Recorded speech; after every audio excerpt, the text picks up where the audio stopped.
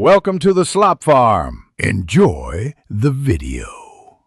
You start by reading two integers and converting them to positive values. This avoids sign issues. Once done, check if either number is 0 and return the other as the HCF immediately.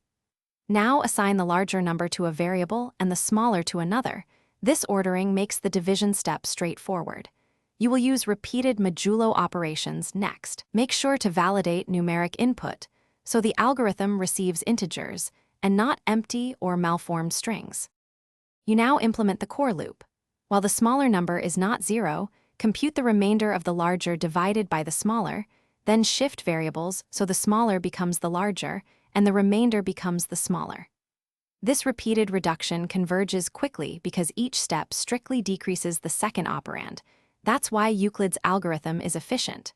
Once the loop finishes, the current larger variable holds the HCF. Make sure to use integer modulo and not floating point division to preserve it. You finish by printing or returning the remaining non-zero value as the HCF.